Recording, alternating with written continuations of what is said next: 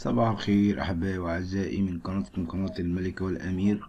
عندنا أخبار عديدة، وهو خبر مسيء جدا ومحزن: انفجار يهز مطروح وإصابة طفلين، مينا وعمر، والإسعاف والشرطة تسرع. الخبر بيقول: استقبل مستشفى مرسى مطروح العام طفلين مصابين بإصابات متنوعة أثر انفجار لغم أرضي من مخلفات الحرب العالمية الثانية أثناء اللعب بجوار منزلهم بمنطقة علم الروم بمدينة مرسى مطروح. وانفجر جسم معدني يرجح أن يكون عبارة عن دانة من مخلفات الحرب العالمية الثانية في كل من الطفل عمر ياسر محمد 9 سنوات، ومينا يعاني جرحا تهتكيا حوالي 10 سنتيمتر بالقدم اليسرى. والطفل عمر عادل محمد 9 سنوات يعاني جرحا حوالي 15 سنتي بفروة الرأس واشتباه نزيف بالمخ. وما بعد الارتجاج بمنطقة مينا حشيش بعلم الروم، وعلى الفور انتقلت سيارات الإسعاف إلى موقع الحادث، وتم نقل الطفلين إلى مستشفى مطروح العام، وتم تحرير محضر اللازم بالواقعة تمهيدا للعرض على النيابة العامة. كما طالع أيضا خبر آخر: طوارئ في مدارس مطروح لإزالة تراكمات مياه الأمطار قبل الامتحانات غدا.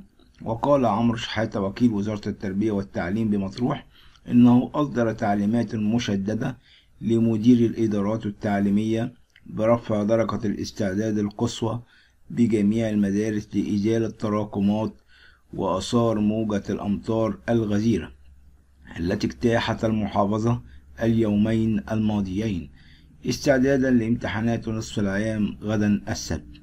وأكد مدير تعليم مطروح أن جميع المدارس على مستوى المحافظة من مدينة الحمام ومدينة البنجر شرقا وحتى السلوم غربا وسيوة جنوبا جرى تنظيم تدريبات لها على مواجهة الكوارث وكيفية التعامل الأمثل معها وتنفيذ خطة الإخلاء الكامل للمدرسة بما يضمن سلامة الطلاب والمعلمين وجميع العاملين في حالة حدوث أي طوارئ مثل السيول والحريق وغيرها، وذلك بالتعاون مع إدارة الحماية المدنية التابعة لمديرية أمن مطروح.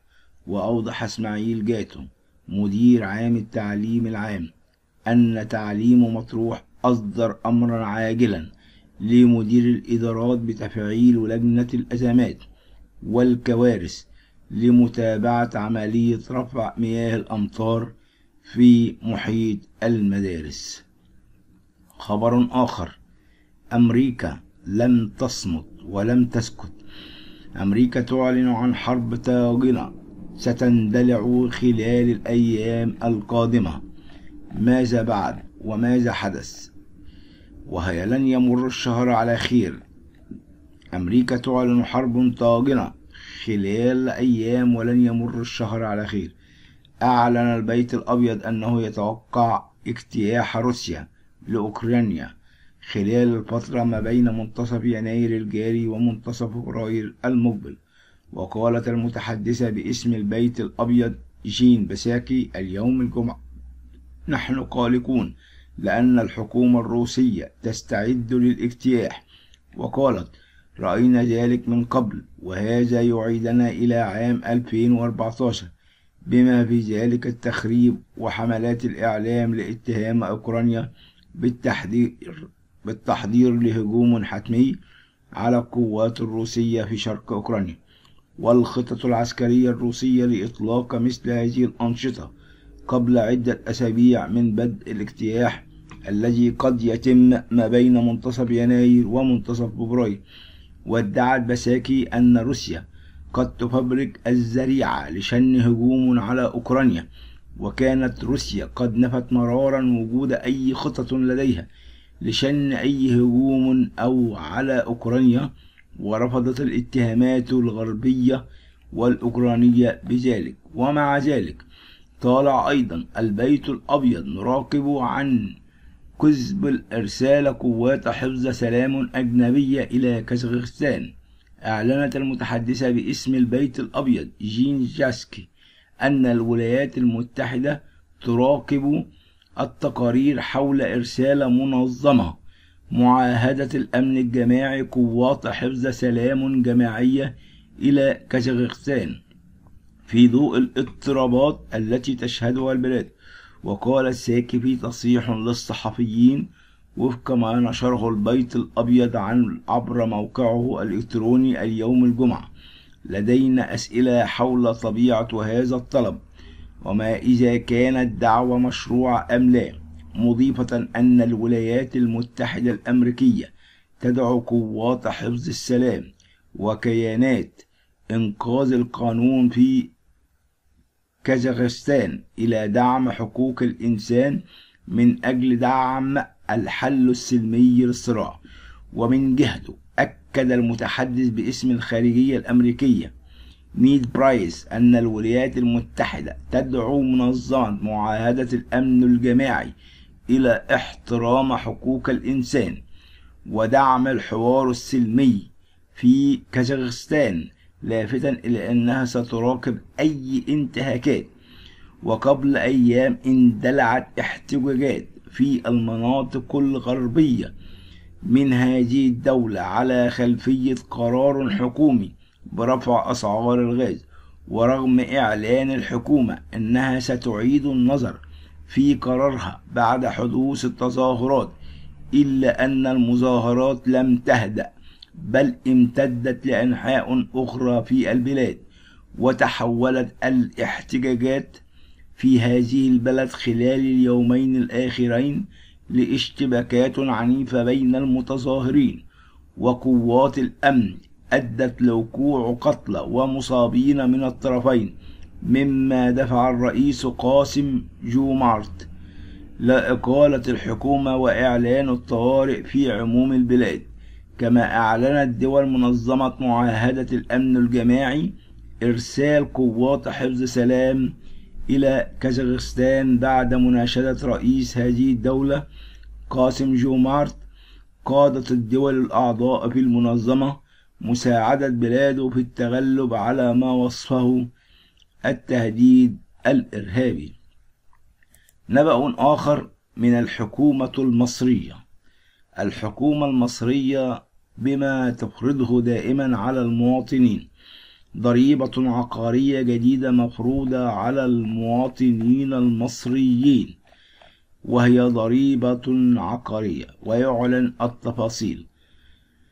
الضريبة العقارية الجديدة تناقش لجنة الخطة والموازنة بمجلس النواب خلال الفترة المقبلة للمجلس مشروع قانون مقدم من الحكومة بشأن تعديل بعض أحكام قانون الضريبة على الدخل الصادر بالقانون رقم 91 لسنة 2005، والذي أحاله المستشار الدكتور حنفي جبالي رئيس مجلس النواب إليها على رأس أولويتها التشريعية، حيث أدرجته على جدول أعمالها خلال الجلسات القادمة.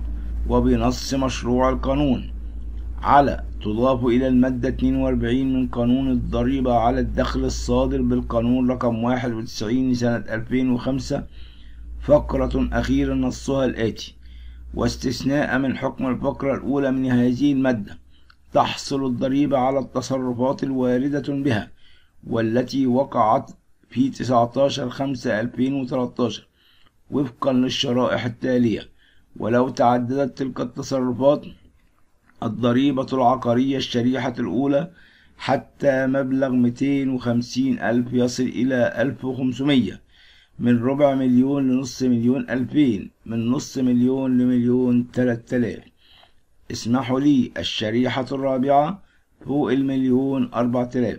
وقد جاءت المذكرة الإيضاحية لمشروع القانون أن المادة رقم 42 من قانون الضريبة على الدخل تضمنت فرض ضريبة على التصرفات التي تقع على العقارات المبنية أو الأراضي للبناء عليها عدا القرى، سواء أنصب التصرف عليها بحالتها أو بعد إقامة منشآت عليها، وسواء كان هذا التصرف شاملا العقار كله أو جزء منه أو وحدة سكنية منه أو غير ذلك، وسواء كانت المنشآت مقامة على أرض مملوكة للممول وللغير، وسواء كانت تقود هذه التصرفات مشهرة أو غير مشهرة.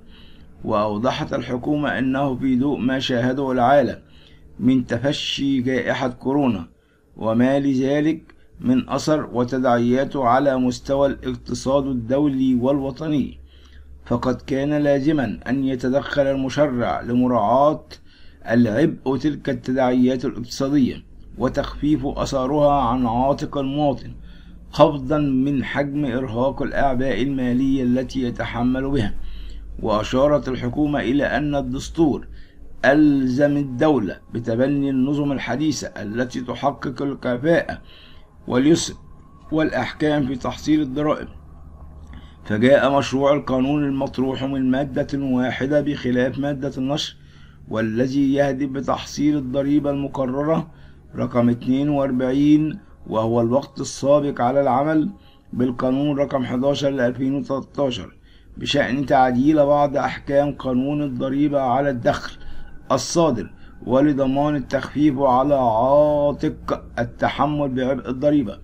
فقد تضمنت التعديلات أن يحصل المبلغ المقطوع مرة واحدة ولو تعددت التصرفات التي أجريت لتفادي إرهاق المتصرف له الأخير بعبء تحمل تبعه للتصرفات السابقة، علاوة على كون مشروع القانون من شأنه تشجيع المواطنين على سداد ضريبة التصرفات العقارية، تمهيدا لاستكمال باقي خطوات تسجيلها بالشهر العقاري أو السجل العيني، ما يؤثر إيجابا على مجموع الثروة العقارية بالبلاد وخطط الدولة بشأنها. شكرا لكم أحبائي وأعزائي، ولكم مني الحب والتقدير، وسلام الرب يكون معكم آمين. لا تنسوا اشتراككم في قناة الملك والأمير.